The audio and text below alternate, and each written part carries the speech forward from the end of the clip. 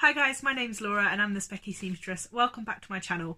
Today I'm going to be answering your questions. So in a vlog recently, I told you guys that I was looking to do a Q&A vlog and answer some of the questions that you guys had about my life and my sewing, and today is that video. Now, I was really grateful to everyone that sent a question over, and there were some really good ones that I'm quite looking forward to answering, as well as some quite tough ones. There were quite a few questions, people asking me like tips for getting into dressmaking, learning how to sew, how you just get started as a beginner, and I started filming a vlog answering one of those questions, and actually there's so much to kind of unpack in that question, and I wanted to give it real credit, like, and do it justice. So I think that video will have gone up first, and if that is the case, there will be a link to that video up in the corner and also in the description box. But if it hasn't, it is coming. So if you ask me a question about getting into sewing and learning to sew, I have not ignored you. Quite the opposite, in fact. I've decided it deserves its own video. Bearing that in mind, shall we get cracking on some questions? I was asked by a couple of people, how do I find the time to sew, bearing in mind I do have all of these hobbies and I work full-time. And it was quite funny because I think someone had put like, how do you find time to sew with all of your hobbies? And then in brackets, husband was one of them. So I will take great pleasure in telling Nick that he is one of my hobbies. But I think, you know, the whole saying, if you want something done, to give it to a busy person. I feel like I am like that. That is correct because I am busy. I like being busy. I like having things to do. I like being productive. I like thinking about stuff and solving problems and trying new things and doing things. So I'm always going to be the sort of person that has a million things on the go. And when you've got a million things on the go, some of them are going to get done. So not all of them, definitely not all of them. I've probably got more work in progress than a lot of other people, but also kind of get stuff done as well. It's quite funny. I think it really is like the type of person you are, because my husband, Nick's not like that. He likes to rest and it makes a really good pair actually, because he's quite good at encouraging me to rest when I need it, and I'm quite good at sort of like spurring him on to get stuff done. But we're just, yeah, it's like a different type of brain process almost. But I do think that the way that a lot of people who get lots of stuff done and fit lots of things in are able to is because they're able to break things down into quite small chunks, so that you don't really get a lot of wasted time. You know, you've always got those 15 minutes here and there, you know, 20 minutes on the train when you're going to work, or you know, a little bit of extra time on your lunch break, or I don't know, sometimes I get home, I do a lot of volunteering, I get home from work, if I've got 20 minutes before I need to go out again, I can actually get something done in that time rather than sort of faff around. Don't get me wrong, I faff around sometimes, but I think that's the way that busy people get stuff done, is breaking stuff down into small enough chunks that they can fit things into their day.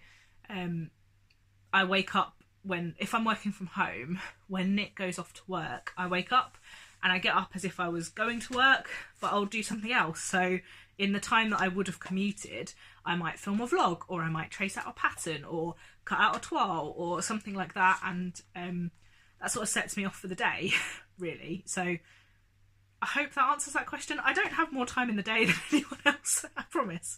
Although I've been asked that before as well. I was asked, what do I do for a day job? How did I get into my day job? And what do my workmates think of my sewing? You know, 'cause lots of kind of workplace things. So for those of you that don't know, I work as an engineer, project managing projects in an innovation team for an electricity network company. So the people that own and operate the kind of cables and wires that come to homes and businesses. I work in the innovation team. My job is all about how we integrate more electric vehicles, how the electricity network can help combat climate change through increasing efficiencies, integrating more renewable energy, looking at flexibility, so how customers get more involved in the electricity networks through things like smart meters and stuff. So that's my job, and I really care about it. I want to, you know, do things that help people pay bills and help us have a low carbon electricity network. And that's kind of where I came into that job from. So my undergraduate degree was in renewable energy engineering. So it was an engineering degree with quite a lot of policy and economics put in to give you a real grounding in like how stuff works in not just mechanical and electrical terms, but like in the real world logistical terms. And it was a really fascinating degree and I really loved it. And after that I did my PhD in a kind of specific electrical network issue, looking at how customers interact with the network and vice versa. And really, engineering and sewing use the same bits of your brain. It's all about figuring out problems. It's all about tweaking things to make it the perfect fit for whatever purpose you're looking at. So I think there's a lot of synergy there, actually. A few people asked about what it's like being in a male-dominated environment at work. And to be honest, I don't think massively about it, which is sort of odd because I went to an all-girls school growing up. So for my like teen years, I was at an all-girls school. But also I played cricket for a men's team where I was the only girl. And I don't know, I think going to an all-girls school was great in a way because when I was doing maths and physics, I didn't feel like the only girl because there wasn't the only girl. That was, you know, the point. We were all girls. So I didn't really think about that too much. And because I've always sort of been interested in quite a broad range of things, so sewing and engineering and cricket and computer games stuff, I don't really dwell on it too much because I kind of just try and do a good job. I think the main issue now in the workplace is actually encouraging women in, because once you're there you're probably pretty determined to be there now. And I think that, you know, we've come a long way in the workplace since, you know, the generation before me that paved the way for it to be easy for me to be able to get a job in engineering. But I think there's a long way to go in the scheme of things, and these things do take time. Yeah, I could talk for like an hour on the topic, so I won't do that. I hope that's interesting. In terms of what my colleagues think of my sewing, I do work predominantly with men, so they have kind of learned not to comment on women's clothing choices. But they're all quite impressed, and to the point where, you know, if I'm wearing a coat, like I have a nice tailored Bowden coat, and when I wore that to the office for the first time, I was like, "Oh, did you make this?" I was like, no, I didn't. I might be able to now, but a year ago I definitely couldn't. But yeah, they're always quite impressed, and one of my colleagues' daughters sews as well, so we chat about it sometimes, and one of my colleagues' wife sews. So I've I talk to them about it, but it's not top of their agenda. Do I sew for Mr. Specky too? I have not sewn for Mr. Specky. Nick has received none of my sewing output over the last 2 years. I want to make him a hoodie, and I want to make him some boxer shorts, and he wants me to make him a pair of jeans, but I haven't yet. But I will. I am a bit of a selfish sewer. I like to wear the things that I make, but I will do. I have the fabric for his hoodie. And you guys, a little while ago when I put up a question about what you'd like to see on the channel, quite a few of you said you'd like to see menswear stuff. So, you know, he might benefit eventually. I'm looking upstairs as if he's here. He's not, but there we go. Then I've got, what part of a project do you like the least? It varies, I think, project by project, but I would say on the whole, the last 5%. Yeah, the last 5%. I think I talked about being a 95%er in one of my question vlogs before. I think it was for one of the sewing tags. It might have been So Many Questions, right in the early days of my vlogging, where I'm good at getting stuff up to 95% finished, and then I'm not very good at finishing off the last 5%. So you will often find me wearing things that still have threads hanging or overlocker tails that haven't been sewn in. I hate hand sewing. I'm really trying to get better at it, and I am getting better at it because I do it while I'm sat like watching something or doing something else. But that's the bit I like least, those last little bits where I'm like, but it's so close and I just want to wear it. I don't want to spend, you know, an hour hand stitching something or whatever. So that would be my worst bit of a project, I think. Favourite thing about having a vlog, which is a really good question. So I think that I've got two bits to this, two parts to my answer. I absolutely love chatting to you guys down in the comments. I love reading your comments. I love being part of the online sewing community, which has given me so much inspiration and help in my sewing journey. And if I am even a small part of that for anyone, that is just amazing. And I love that. So I love like building relationships with you guys. But the reason I started this channel is because I wanted to do more. I mean, it's sort of linked actually. I wanted to do more kind of presentations because I used to present a lot at conferences at work, and I loved that. I loved being able to engage with an audience, talk about a topic that I knew about, and then have those conversations run like after the presentation, and I loved that. And I kind of don't really do that much in the role that I'm in at the minute, and I missed it. And I think that's why I started it, because I wanted to do that. And it's not quite the same because I'm filming here sat in front of a camera, not kind of in front of all you guys, which I would love to do if we could arrange that. But yeah, so that's kind of what I like most about it, which links to kind of why I set it up as well. Also, the reason I set it up is because I had a complete moment of madness.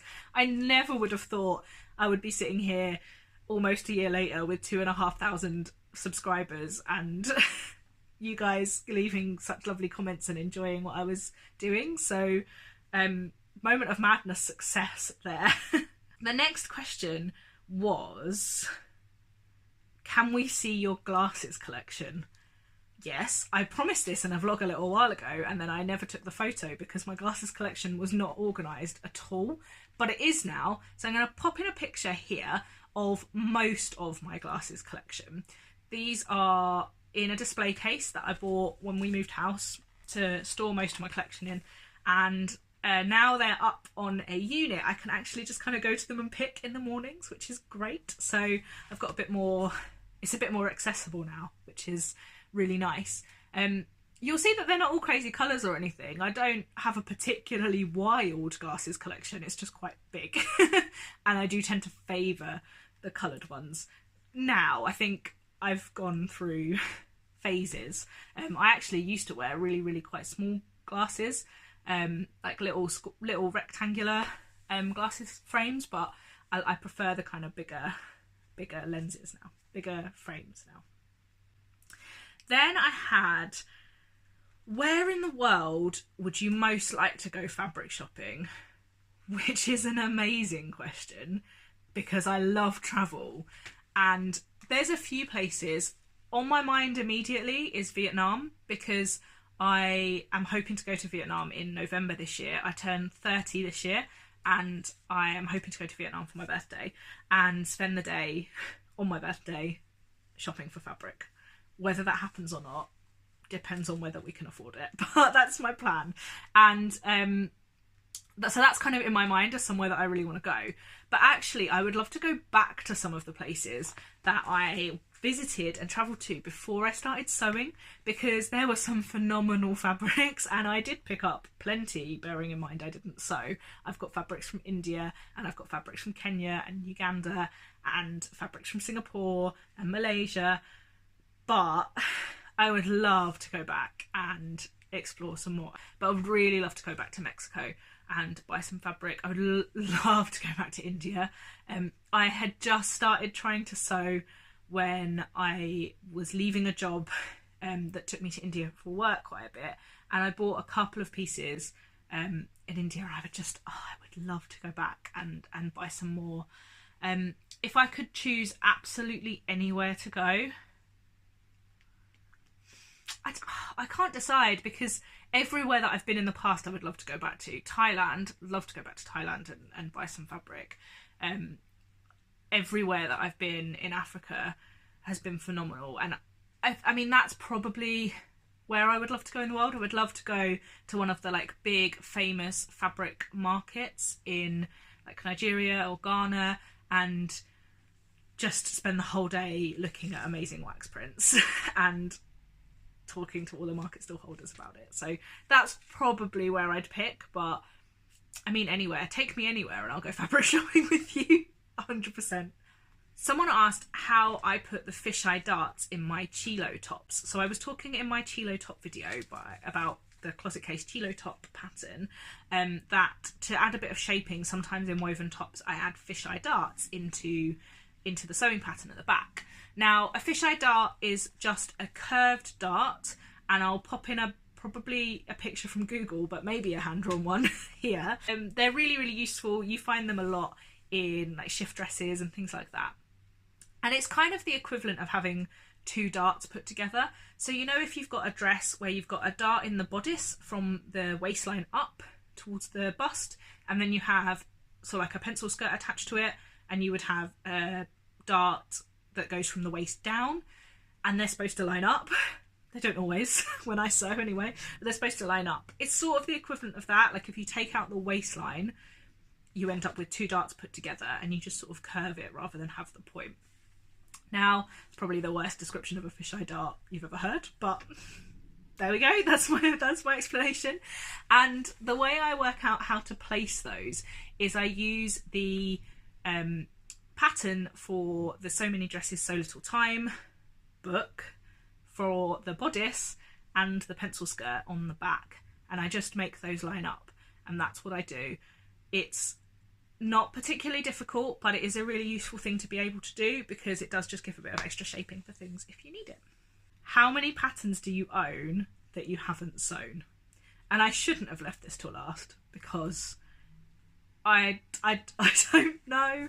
And this is from Laura, Sewn and Shown, and she knows probably because she's got all of hers databased and logged and organised, and I do not. Mine are a little bit more organised than they were, but I started counting through both my Dropbox, which I use for my online, like my PDF patterns, and my paper pattern drawer, and I got to kind of 30, and then I didn't want to count anymore.